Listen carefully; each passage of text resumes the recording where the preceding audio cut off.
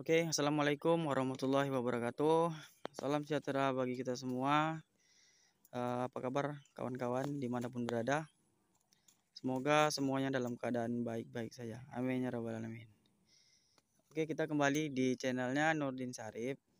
Pada sesi kita pada kali ini, kita mau bahas tentang transplanting atau pemindahan bibit kelapa sawit yang sudah berusia 3 bulan. Di mana posisi bibit sawit yang berusia 3 bulan ini kita sebut adalah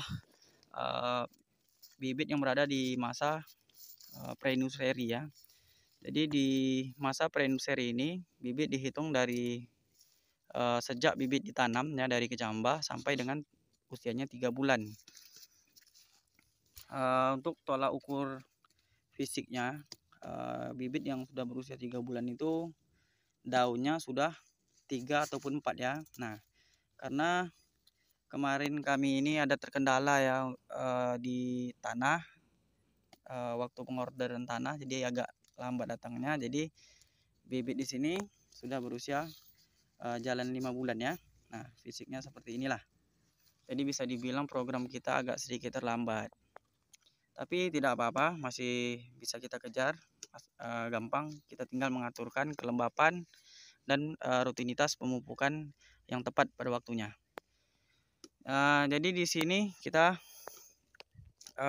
pindahkan bibit kecil ini ke dalam polybag yang berukuran lebih besar daripada sebelumnya. Jadi yang sebelumnya itu berukuran tingginya 20 cm dengan diameter polybagnya itu sekitar 15 cm. Dan untuk polybag yang besar ini untuk tingginya sekitar 40 cm dengan diameter 30 cm. Jadi polybag ini di bawah standar maksimal lah ya. Maksudnya biasanya pada umumnya itu kan kalau untuk bibit yang lebih dari 1 tahun itu kita gunakan polybag yang ukurannya tingginya 50 cm, kemudian untuk diameternya 40 cm. Nah, jadi di sini kita menggunakan di bawah dari angka tersebut 40 kali 30 dengan target tanamnya ini kita 1 tahun pembibitan, kita masuk program penanaman. Oke, untuk alat dan bahan yang kita gunakan dalam mendukung aktivitas pemindahan bibit ini, kita gunakan gerobak arko ya, atau gerobak angkong, dimana dari bedengan di sana kita pindahkan ke areal di sini ya. Jadi bibit dilangsir sampai dengan depan ataupun kita masuk di tempat yang dimana tempat yang lebih dekat lah dengan lorong yang bakalan kita isikan ya. Jadi untuk caranya seperti ini ya. Caranya gampang. Jadi di sini untuk pengerjaan itu kita lakukan pekerjaan gali lubang terlebih dahulu. Untuk gali lubang kita gunakan paralon yang berukuran 3 inci ya, dimana diameter dari 3 paralon yang berukuran 3 inci itu mendekati atau pas ya dengan ukuran dari polybag ini ya. Nah, jadi ini lubangnya, jadi ini pas-pasan ya. Jadi seperti ini sudah standar ya. Untuk kedalamannya nanti kita akan menyesuaikan ya. Maksudnya kedalaman galian ini harus mengikuti tinggi dari polybag ini ya. Nah, jadi tidak boleh lebih tinggi daripada ukuran polybag ini, karena nanti kalau terlalu dalam lubangnya nanti posisi bibitnya tentu akan tenggelamnya seperti ini. Kalau sudah tercekik seperti ini, perkembangannya itu bisa terhambat bahkan lambat sekali gitu. Jadi juga rawan bibit itu stres kemudian mati ya. Nah, setelah lubang ini kita gali, baru polybag ini kita pindahkan ya, seperti di sini. Jadi tidak boleh terlalu dalam, kemudian tanahnya dipadatkan. Nah, seperti itu. Polybagnya dibuka, ditarik kupingnya pelan-pelan. Nah, hati-hati jangan sampai bola tanahnya pecah ya. Nah, seperti itu, tinggal digebruk sedikit bagian pinggir polybag lalu dirapikan. Sip. Oke, jadi seperti inilah aktivitas pemindahan bibit ya. Sekali lagi yang akan menjadi perhatian saat pemindahan bibit ini adalah bagian cara mencopot bibit ini ya. Jadi harus dipegang. Dipegang itu ya, seperti ini. Oke, baru masukkan. Oke, coba Bu Nani dijepit. Iya, tunggu dulu Bu. Kita perlihatkan kepada kawan-kawan kita ini seperti ini ya. Ya, dijepit dengan 2 jari seperti ini untuk menahan tanahnya, lalu ditarik kupingnya. Kalau memang lengket nanti dibantu sobek polybagnya. Oke, seperti itu.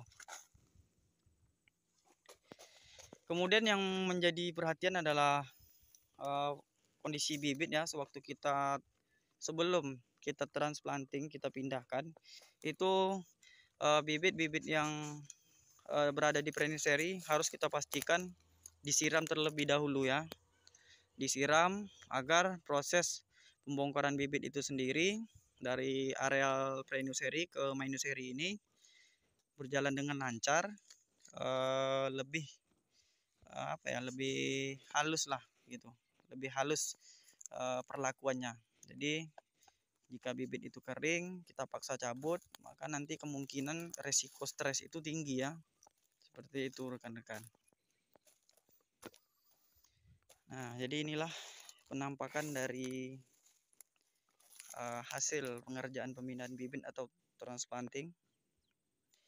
Kemudian setelah pengerjaan transplanting ini, maka akan kita lakukan kegiatan konsolidasi, di mana konsolidasi itu adalah sebuah pekerjaan perbaikan ya terhadap pekerjaan yang dilakukan sebelumnya. Jadi kita periksa keesokan harinya atau 2 hari ke depan, kita cek apakah ada bibit yang ketinggalan ataupun bibit yang posisinya doyong atau tumbang.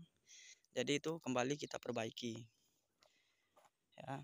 Nah, setelah begitu ditanam, nanti kita lakukan penyiraman. Jadi penyiraman kita lakukan 2 kali 1 hari ya. Untuk mungkin informasi ya bagi rekan-rekan yang mungkin ragu, kalau penyiraman itu biasanya kita gunakan air apa ya kan.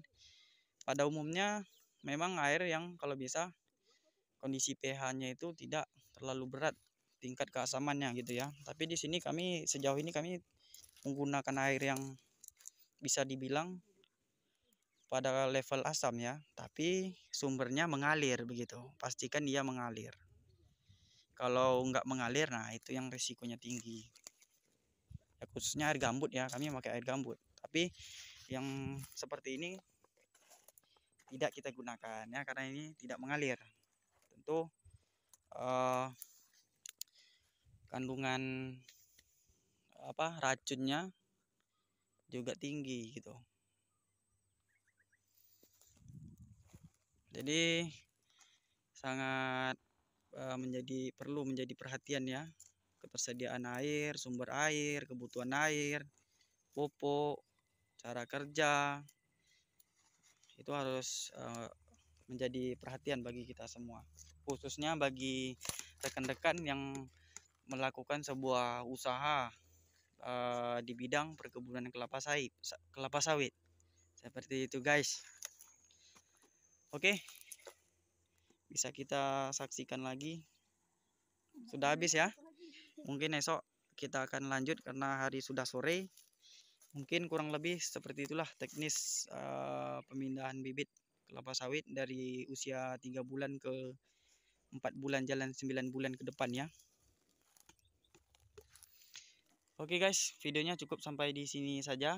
Semoga video ini memberikan informasi yang bermanfaat bagi rekan-rekan dimanapun berada, khususnya bagi rekan-rekan yang berwirausaha ataupun yang berkecimpung di dunia perkebunan kelapa sawit. Oke, mohon maaf apabila terdapat kesalahan dalam penyampaian ataupun penyajian video. Saya ucapkan terima kasih dan selamat sore.